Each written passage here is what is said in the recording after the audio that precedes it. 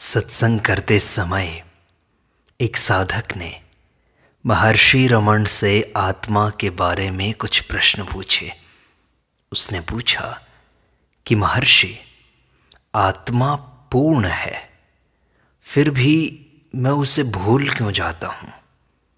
इसका क्या उपाय है कि मैं उसे हमेशा याद रखूं? तब महर्षि रमन ने कहा, लोग आत्मा की पूर्णता के बारे में स्मृति तथा विस्मरण की बात करते हैं। विस्मरण तथा स्मृति संकल्प की आकृति मात्र हैं। जब तक संकल्प रहेंगे ये भी क्रमानुसार आते रहेंगे, किंतु सत्यता इनसे परे है। स्मृति तथा विस्मृति भी किसी वस्तु पर आधारित हैं, वह वस्तु भी विजातीय होगी, अन्यथा विस्मृति संभव नहीं हो सकती। इसको प्रत्येक व्यक्ति मैं कहता है। इसकी खोज करने पर यह मिलता नहीं है, क्योंकि यह वास्तविक नहीं है।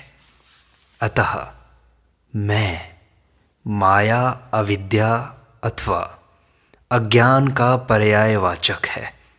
समस्त आध्यात्मिक शिक्षण का लक्ष्य यह जानना है कि अविद्या कभी भी नहीं थी।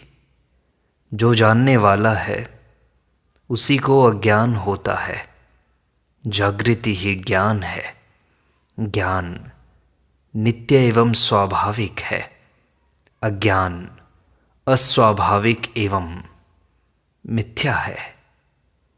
महर्षि, आपसे सुन लिया तो समझ आ जाता है, लेकिन ये सत्य सुनने के बाद भी हमें आनंद क्यों नहीं मिलता, संतोष क्यों नहीं होता? संस्कारों के नष्ट न होने के कारण जब तक संस्कार निर्मूल न हो जाएं, तब तक संदेह तथा भ्रम सदैव बने रहेंगे। समस्त प्रयासों का उद्देश्य संदेह तथा भ्रम का उन्मूलन करना है। ऐसा करने के लिए इनकी जड़ें काटनी होंगी। संस्कार ही इनकी जड़ें हैं। गुरु द्वारा निर्धारित साधना से संस्कार निष्फल हो जाते हैं। गुरु यह अभ्यास करना साधक पर छोड़ देता है, जिससे वह स्वयं यह जान ले कि अविद्या अथवा अज्ञान वास्तव में नहीं है। इस सत्य की चर्चा की अवस्था को श्रवण कहते हैं।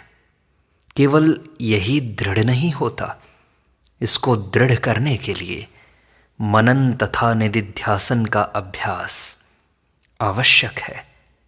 यह दोनों साधन वासनाओं के बीजों को भूनकर उन्हें निष्फल कर देते हैं। कुछ असाधारण व्यक्ति सत्य के केवल एक बार के श्रवण मात्र से दृढ़ ज्ञान प्राप्त कर लेते हैं, क्योंकि वे उच्च कोटि के साधक हैं, जबकि साधारण साधकों को दृढ़ ज्ञान प्राप्त करने के लिए अधिक समय की आवश्यकता है। लोग पूछते हैं कि अविद्या का उदय हुआ ही कैसे? तो उनको हमारा उत्तर होगा, अविद्या कभी उदय नहीं हुई। इसकी वास्तविक सत्ता नहीं है। जिसका अस्तित्व है वह केवल और केवल विद्या है। महर्षि, मन की शांति और आत्मा के साक्षात्कार के बीच में क्या संबंध है?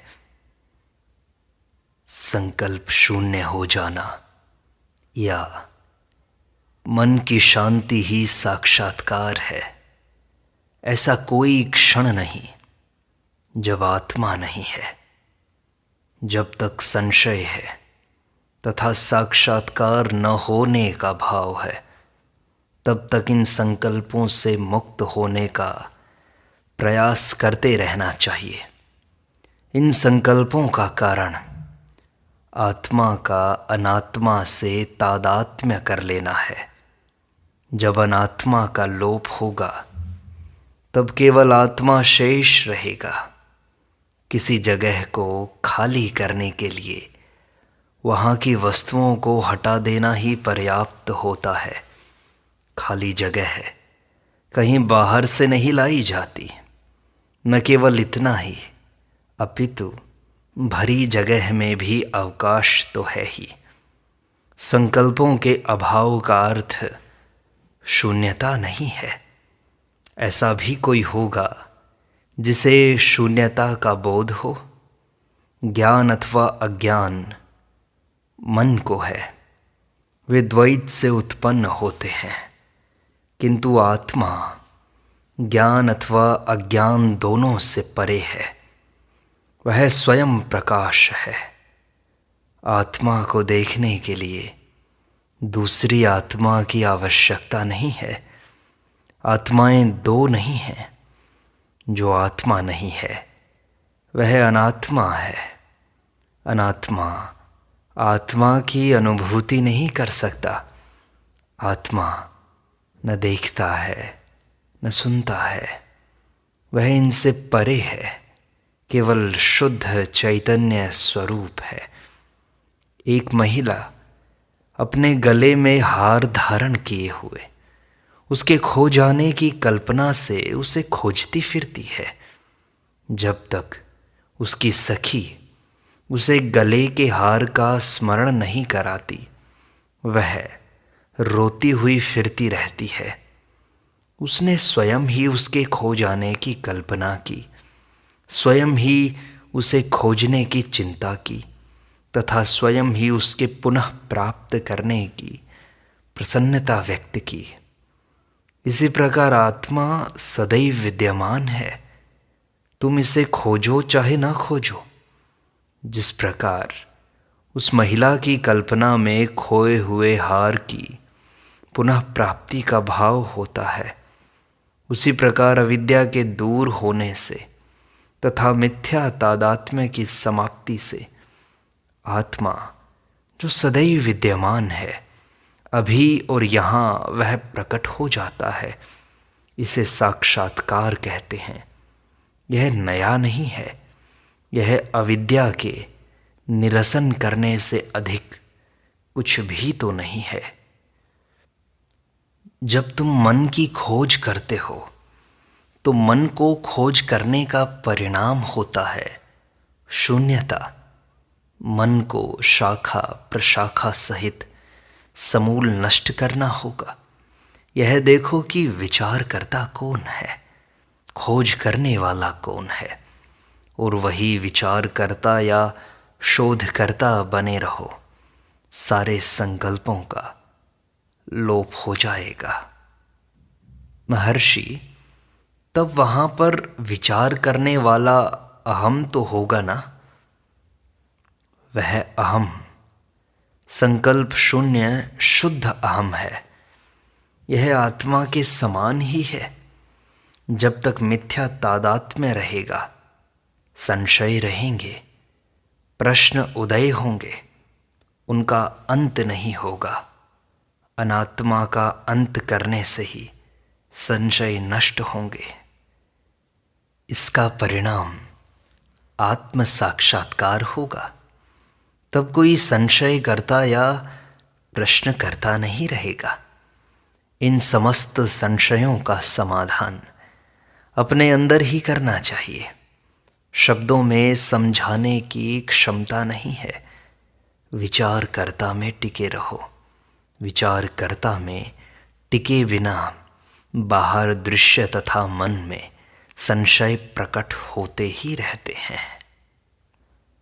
भाषा अपने विचार दूसरों पर व्यक्त करने का माध्यम मात्र है।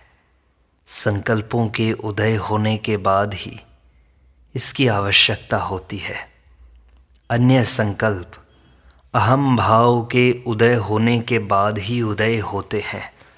अहम भाव ही सारे वार्तालाप का मूल है।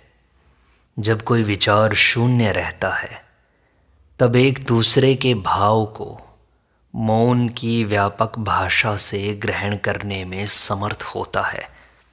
मौन नित्यवाणी है। यह भाषा का अजस्र प्रवाह है। वार्ता से इसका प्रवाह भंग होता है। बोलना उस प्रवाह में बाधा डालना है। तार में विद्युत प्रवाहित होती है। इसके प्रवाह में रोक होने पर यह लैंप बनकर दीप्त होती है अथवा पंखा बनकर घूमती है। तार में यह विद्युत शक्ति होकर रहती है। इसी प्रकार मौन भाषा का नित्य प्रवाह है, जिसमें शब्द बाधा उत्पन्न करते हैं। जो बोध वर्षों के वार्तालाप से संभव नहीं, वह मौन से अथवा मौन की उपस्थिति में क्षण मात्र में सुलभ हो जाता है। महर्षि, क्या आत्मा की पूर्णता के लिए अनुग्रह आवश्यक है? निश्चय ही, किंतु अनुग्रह तो निरंतर है ना। अनुग्रह ही आत्मा है। यह कोई वस्तु नहीं जिसकी प्राप्ति करनी है। केवल इसके अस्तित्व का बोध होना आवश्यक है। उदाहरण के लिए सूर्य केवल प्रकाश है, वह अंधकार नहीं देखता, जबकि दूसरे लोग कहते हैं कि सूर्योदय होते ही अंधेरा भाग जाता है। इसी प्रकार अज्ञान भी भ्रम है, वास्तविक नहीं है। उसके मिथ्या होने के कारण, उसके मिथ्यात्व का बोध होते ही उसका निवारण होना कहा जाता है। फिर सूर्य है तथा प्रकाश भी है। तुम सूर्य के प्रकाश से घिरे हुए हो, तथापि यदि तुम्हें सूर्य को जानना है तो तुम्हें उसकी ओर अपनी दृष्टि करनी होगी और उसे देखना होगा। तभी इस प्रकार अनुग्रह केवल आत्मा के अभ्यास के द्वारा प्राप्त होता है। यद्यपि अनुग्रह यही है, वही है और आत्मा भी है। महर्षि, क्या आत्मा को जानने के लिए मैं भगवान हूँ या मैं परब्रह्म आत्मा हूँ, ऐसा संकल्प करना सहायक है क्या? अस्तित्व ही मैं हूँ ईश्वर है, यह सोचना नहीं मैं ईश्वर हूँ। अनुभव करो मैं हूँ, यह चिंतन मत करो मैं हूँ। निर्देश है जानो मैं ईश्वर हूँ, न कि विचार करो मैं ईश्वर हूँ। अनुभव आवश्यक है। अनुभव करो कि तुम ईश्वर हो। यह कहा गया है अस्तित्व ही मैं हूँ। इसका अभिप्राय है कि मनुष्य को आत्मा में स्थित रहना चाहिए। वह सदैव केवल आत्मा है, इसके अतिरिक्त वह कुछ भी तो नहीं है। तथापि वह जिज्ञासा करता है कि मैं कौन हूँ। जो माया से भ्रमित है वही तो यह जिज्ञासा करेगा कि मैं कौन हूँ, न कि वह मनुष्य जिसे स्वयं का पूर्ण ज्ञान है। आत्मा का अनात्मा से मिथ्या तादात्म्य ही तुमसे प्रश्न करता है मैं कौन हूँ। जैसे इस आश्रम के अनेक मार्ग हैं, किंतु किसी भी रास्ते से वहाँ पहुँचो, आश्रम वही मिलता है। इसी प्रकार विषय का प्रवेश व्यक्तित्व के अनुसार विभिन्न होता है, तथापि आत्मा वही है। किंतु आश्रम में रहते हुए कोई मार्ग पूछे तो यह हास्यास्पद है। इसी प्रकार आत्मा होकर आत्म साक्षात्कार कैसे करूं, यह पूछना व्यर्थ है। तुम आत्मा हो, आत्मा भाव से रहो, यही सब कुछ है। आत्मा का शरीर से अब मिथ्या तादात्म्य के कारण ये सारे प्रश्न उदय होते हैं। यही अज्ञान है, इसको जाना होगा। इसके हटने के पश्चात केवल आत्मा ही रहेगा। महर्षि, हम आत्मा की पूर्णता को कैसे जानें? आत्मा को जानने से तात्पर्य है तुम आत्मा हो जाओ। क्या तुम कह सकते हो कि तुम आत्मा को नहीं जानते? यद्यपि तुम स्वयं अपने नेत्रों को नहीं देख सकते, और यद्यपि देखने को तुम्हारे पास दर्पण नहीं है, क्या तुम अपने नेत्रों के अस्तित्व से इनकार करते हो? इसी प्रकार यद्यपि आत्मा बाहरी वस्तु नहीं है, तथापि तुम आत्मा से अवगत हो। अथवा क्या तुम अपने आत्मा के अस्तित्व से इनकार करते हो, क्योंकि वह बाहरी दृश्य नहीं है? जब तुम कहते हो मैं आत्मा को नहीं जान सकता, इसका अर्थ है सापेक्ष ज्ञान के संदर्भ में अभाव। चूंकि तुम सापेक्ष ज्ञान के इतने अभ्यस्त हो गए हो कि तुम स्वयं को उससे मिला लेते हो। इस प्रकार का मिथ्या तादात्म्य स्पष्ट आत्मा को जानने में कठिनाई पैदा करता है, चूंकि वह बाहरी दृश्य पदार्थ नहीं हो सकता। और तुम जिज्ञासा करते हो व्यक्ति आत्मा को किस प्रकार जाने? तुम्हारी कठिनाई है किस प्रकार उसमें तुम केंद्रित हो जाते हो। आत्मा को कौन जानेगा? क्या देह उसे जान सकती है? देह को उत्तर देने दो। यह कौन कहता है कि इस समय देह की अनुभूति हो रही है? इस प्रकार के अज्ञान का सामना करने के लिए शास्त्रों ने परमात्मा की लीला अथवा क्रीड़ा के सिद्धांत की रचना की है। ऐसा कहते हैं कि ईश्वर मन, इंद्रिय तथा देह रूप में प्रकट होकर लीला करता है। तुम यह कहने वाले कौन हो कि यह लीला तुमको कष्ट देती है? ईश्वर की लीला पर आपत्ति करने वाले तुम कौन होते हो? तुम्हारा कर्तव्य है बस होना, न कि यह अथवा वह होना। अस्तित्व ही मैं हूँ, संपूर्ण सत्य का सार है। संक्षेप में इसकी पद्धति है शांत हो जाओ। शांति का क्या अर्थ है? इसका आशय है अपने आप को नष्ट कर दो, देह भाव को नष्ट कर दो, क्योंकि जो भी आकार या रूप है कष्ट का कारण है। यह धारणा त्याग दो कि मैं ऐसा हूँ वैसा हूँ। हमारे शास्त्र कहते हैं अहम इति स्फुरति, आत्मा मैं के रूप में प्रकाशित होता है। तो महर्षि, ये स्फुरण क्या है?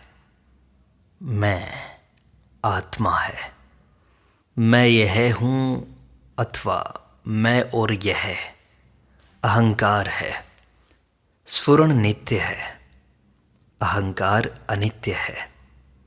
जब मैं को केवल मैं माना जाता है, यह आत्मा है। जब यह अपने निज स्वरूप से भटक जाता है और अपने को यह कहता है, यह अहंकार है। महर्षि, क्या परमात्मा आत्मा से अलग है क्या? आत्मा परमात्मा ही है। मैं अस्तित्व हूँ, परमात्मा है। अहम आत्मा गुडाकेश। हे अर्जुन, मैं आत्मा हूँ। भगवान श्री कृष्ण ऐसा गीता में कहते हैं। चूंकि तुम अशुद्ध आत्मा पर टिके हुए हो, इसलिए यह प्रश्न उदय होता है। यदि तुम वास्तविक आत्मा पर टिकोगे तो यह उदय नहीं होगा, क्योंकि शुद्ध आत्मा न कोई प्रश्न करेगा नहीं कर सकता है। यदि परमात्मा आत्मा से भिन्न हो तो वह परमात्मा अनात्मा होगा, जो कि हास्यास्पद है। तो महर्षि, क्या आत्मा की अनुभूति इन 5 इंद्रियों से हो सकती है या कहीं और से होगी? सुषुप्ति में तुम्हें कैसे अनुभूति होती है? केवल एक ही सत्ता 5 इंद्रियों में कार्य कर रही है। अथवा क्या तुम्हारा यह आशय है कि प्रत्येक इंद्रिय आत्मा से स्वतंत्र है तथा 5 आत्माएं हैं जो अपने नियंत्रण के लिए छठी आत्मा के अस्तित्व को स्वीकार करती हैं? एक शक्ति है जो 5 इंद्रियों के माध्यम से कार्य कर रही है। तुम ऐसी शक्ति के अस्तित्व को कैसे अस्वीकार कर सकते हो? क्या तुम स्वयं के अस्तित्व को नहीं मानते? क्या तुम सुषुप्ति में भी नहीं रहते, जहाँ देह की अनुभूति नहीं होती? वही मैं अब भी विद्यमान है। इस प्रकार हम अपने अस्तित्व को स्वीकार करते हैं, चाहे देह हो या ना हो। इंद्रियां नियत समय पर कार्य करती हैं। उनका कार्य आरंभ होता है तथा समाप्त हो जाता है। ऐसे आधार का होना परम आवश्यक है जिस पर उनका कार्य निर्भर करे। वे कहाँ उदय होते हैं, कहाँ विलीन होते हैं, केवल एक ही आधार होगा। यदि तुम यह कहो कि उस अद्वितीय सद्वस्तु की प्रतीति नहीं होती, तो तुम उस एक अस्तित्व का होना स्वीकार कर रहे हो। चूंकि तुम कहते हो कि उसे जानने के लिए कोई दूसरा नहीं है। यह सारे वाद विवाद केवल अज्ञान के उन्मूलन के लिए हैं। इसके हो जाने पर प्रत्येक वस्तु स्पष्ट हो जाएगी। यह विषय योग्यता अथवा परिपक्वता का है। इसलिए जितना हो सके अपनी आत्मा को खोजने का प्रयास करो। हमेशा मन की शांति की तरफ ध्यान दो। सदैव जीवन में अंतर्मुखी बनो, तभी तुम्हारे जीवन में आत्मा की स्पष्टता आएगी।